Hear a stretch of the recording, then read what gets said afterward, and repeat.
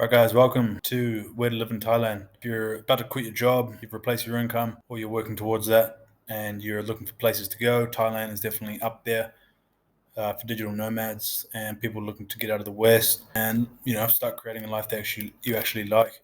Yeah, I think Thailand's got it all. It's got beaches, it's got food, it's extremely easy to travel. Everyone speaks English for the most part.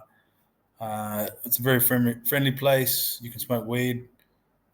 Buddhism is one of the main religions here, which makes for really friendly local people. It's great for dating. You've got multiple other travelers. You've got hostels where it's easy to talk to people, and there's obviously partying throughout the country if that's what you're into. Activity wise, it's got snorkeling, scuba diving, motorbiking, Muay Thai, rock climbing, cooking classes, basically anything. You've got some handy apps like Grab and Booking.com where you can get food delivered. You can get taxis to pick you up, take you wherever you want.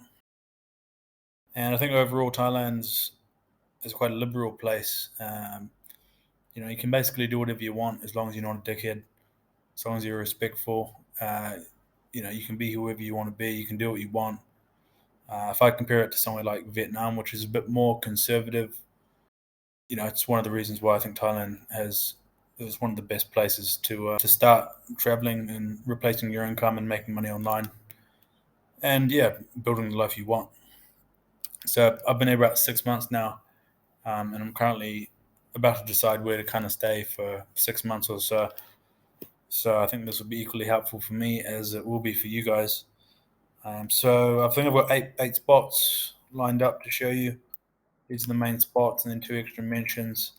Um, Again, what I'd recommend is going there yourself, going to all these places, finding the place that you like the most based on what you like.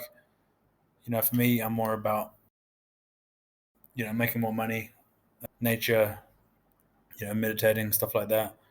If you're more into partying or smoking weed or whatever it is, each place is going to be different. But yeah, let me take you through the main spots. So we've got Chiang Mai.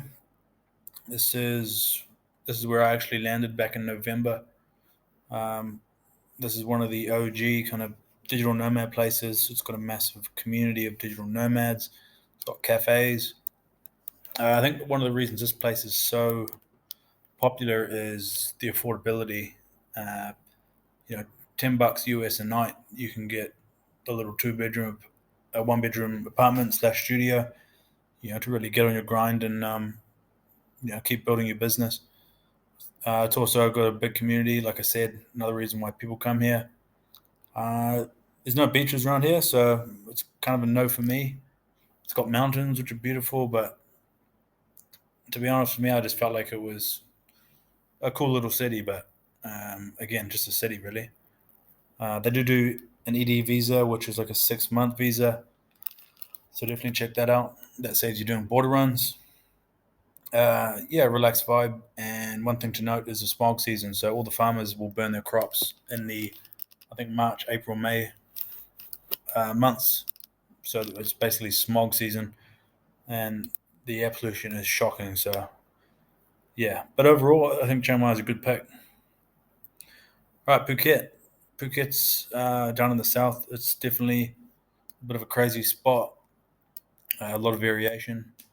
Um, so there's a big difference in the suburbs that you have. So we've got Chalong, which is where all the Muay Thai gyms are.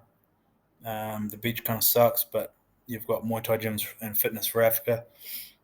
Patong, this is the party spot. This is where all the holiday makers come and sniff up lady boys and go to ping pong shows and party. There's some good clubs and there's some good events there. But yeah, I wouldn't be wanting to stay there trying to grow a business and get fit and whatnot. Then you got places like Rawai, which is in the south. It's more like laid back, chill, nice beaches around, a bit more balance. And then you got the west beaches like Kata Beach. We've got Freedom Beach here, which is that little tropical little looking bay. You got Bangtao, which is a cool spot. Those are a bit more high end. A lot of refugees out in some of those beaches. Which brings me to the next point.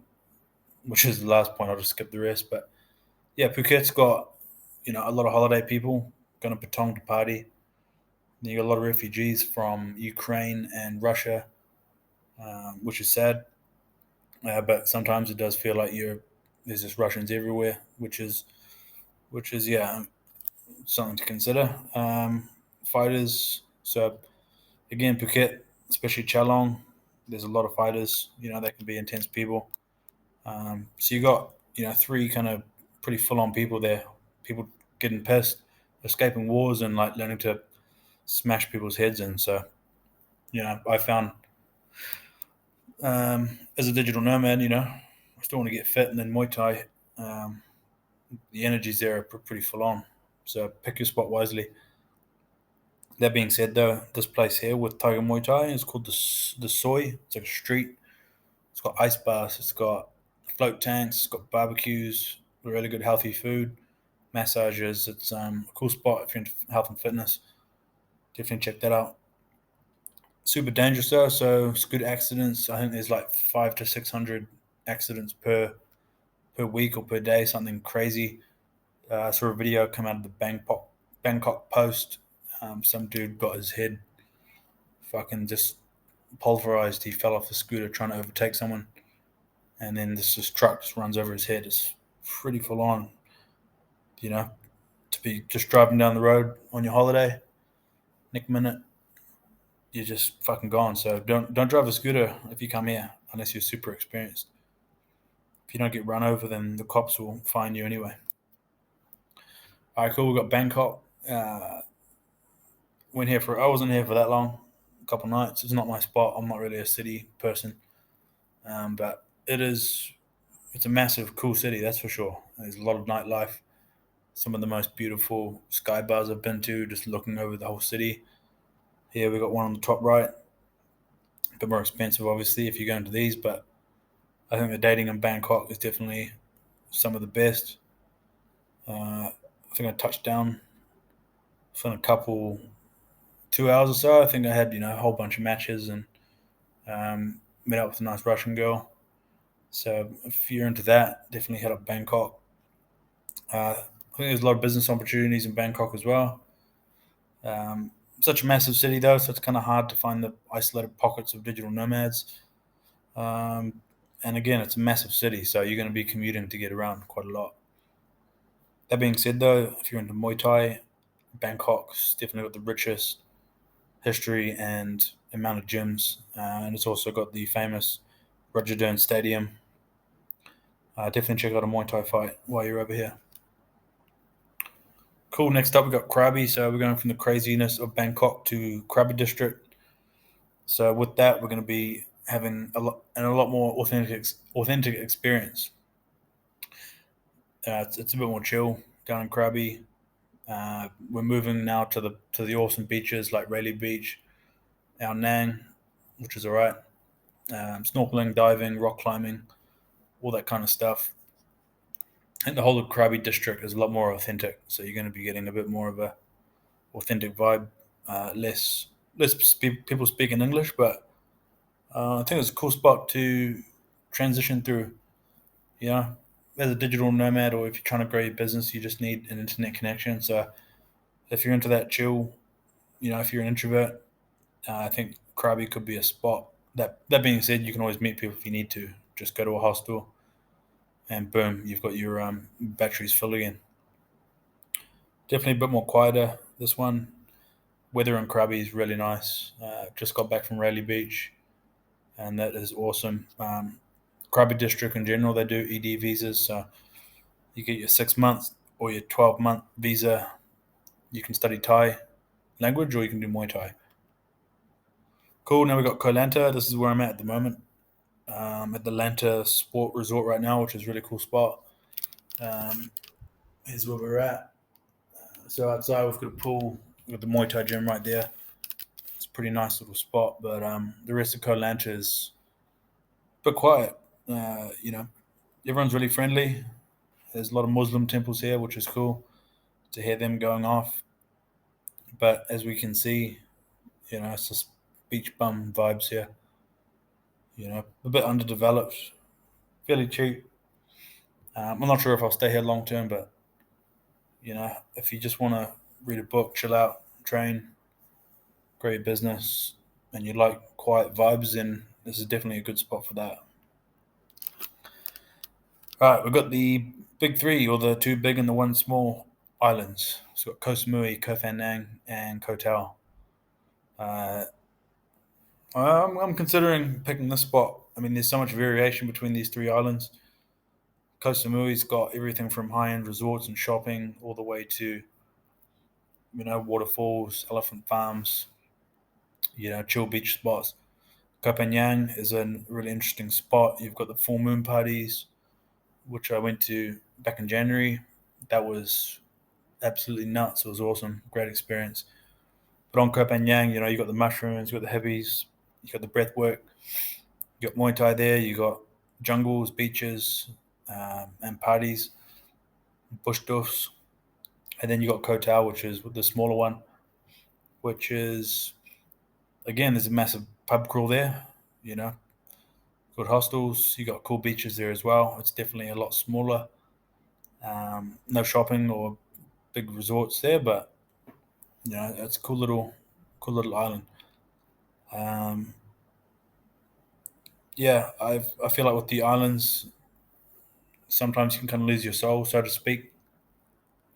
I think something about being off the mainland for me can be interesting. I was in Koh Phangan, lost all my clothes.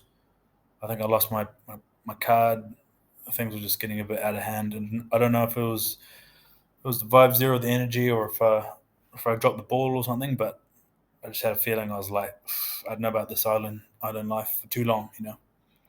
6 months maybe, probably not, especially on a Koh Phangan.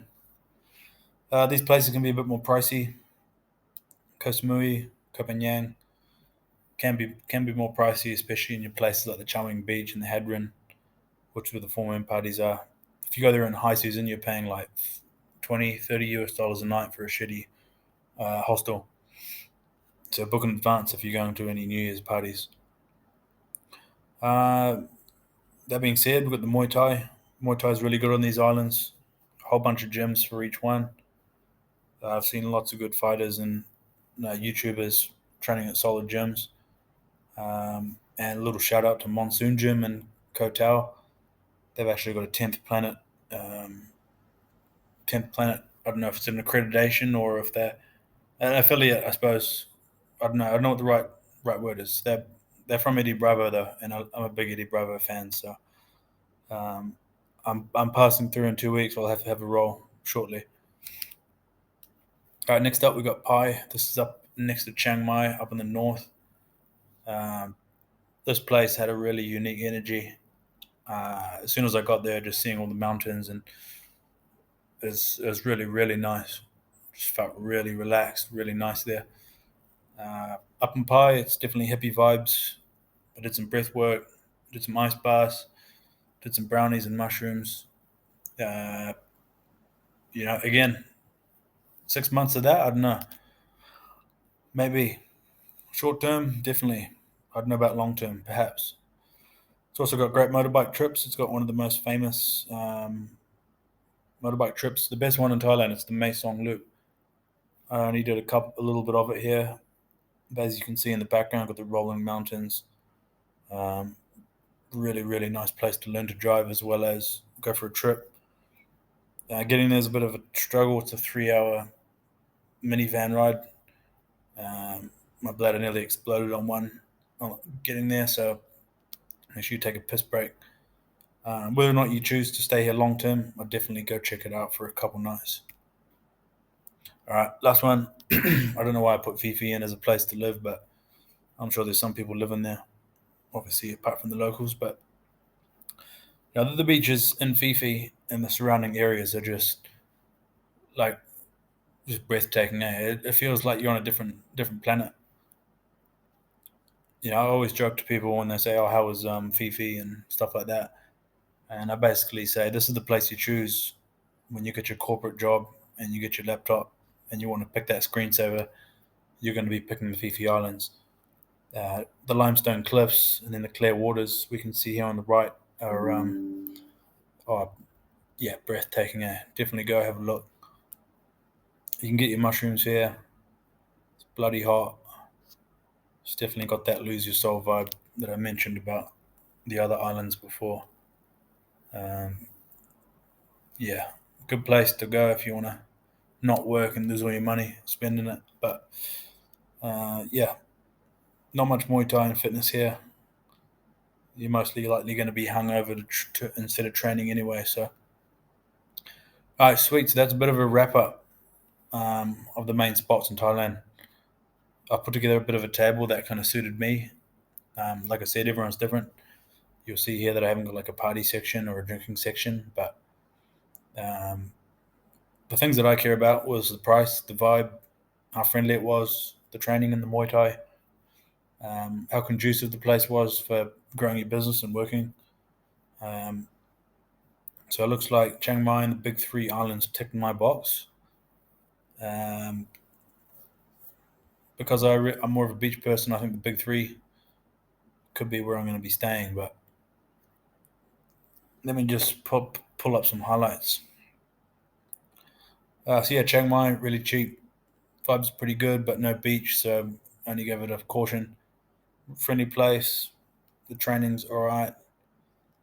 Good place for business growth. You know, you can meet a lot of people. Everything's cheap. Good place to go groundhog. Phuket price, I gave it a red. This place is really touristy. The prices in high season can be a bit exorbitant. I think the thing about Thailand is you can spend as little or as much as you want. Uh, but yeah, Phuket overall a bit more pricier. The vibes, again, there's such a mix of people here. Um, I didn't give it a green. Friendly because it's quite touristy. It's not the most friendly place. The training though is really good. You know, if you go to the soy in Chalong, you're going to get the best gyms. It's going to be the best environment to get fit or learn how to fight. Business growth, I gave it a caution. That's because there's a lot of partying here, a lot of fitness.